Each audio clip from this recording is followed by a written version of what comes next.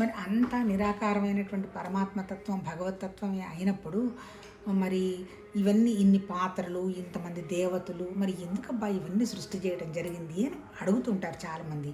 నిజమే. అంటే ఎందుకు ఇట్లా సృష్టి చేయడం జరిగింది అంటే అందరి స్థితి ఒకలా ఉండదు.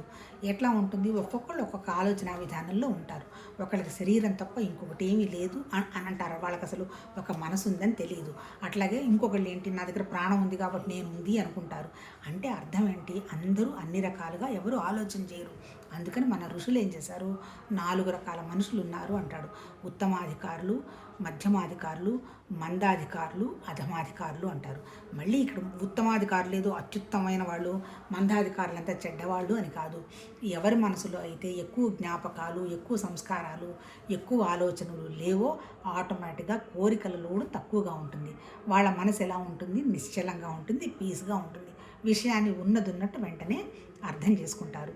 రెండో వాళ్ళు వచ్చేంటి, అంత వ్యవహారంగా అర్థం కాకపోయినా అందుకనమ్మ ఇదిగో ఇట్లా రాముడు ఇట్లా దేవుడుగా జీవించాడు, ఆయన మహానుభావుడు ఇలా ఉన్నాడు, ఇలా రాజ్య పరిపాలన చేశాడు, ఇన్ని మంచి లక్షణాలు ఉన్నాయి.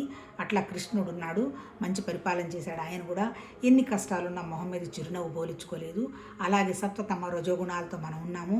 అందుకని ఏంటి, సత్వగుణంలో సృష్టి చేసింది బ్రహ్మ, ఆ సృష్టిని నడిపించింది విష్ణుమూర్తి, మళ్ళీ దాన్ని లయం చేసుకుంది ఈశ్వరుడు అని మన మామూలు సాధారణమైనటువంటి విషయం మనుషులకు అర్థం కావడం కోసం ఒక సింబాలిక్గా ఒకటి వేసి చూపించి ఎక్స్ప్లెయిన్ చేశారు.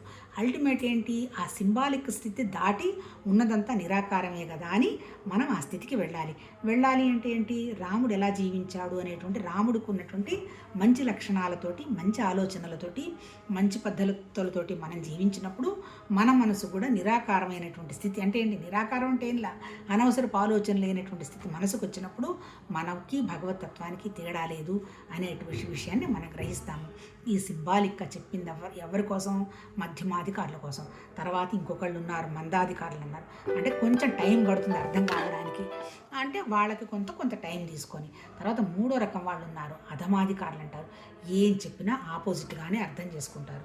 అల్టిమేట్ ఏంది, ఇక్కడ ఎంత చెప్పినా ఎవరు ఏం చెప్పినా ఆ చేద్దాము అనుకున్న మనిషి కనుక ప్రిపరేషన్లో లేకపోతే ఎవరు ఎవరిని మార్చలేరు. ఇన్ని యుగాల నుంచి జరుగుతుంది. భగవద్గీత కూడా 6000 సంవత్సరాల నాడు చెప్పుండొచ్చు. ఆ భగవద్గీతలో కూడా ఏం చెప్పారు, ఎంతోమంది లక్షల మంది ఉన్న నా విషయాన్ని ఎవ్వరూ అర్థం చేసుకోరు. పొరపాటున అర్థం చేసుకున్న కొద్దిమంది ప్రయత్నం చేస్తారు.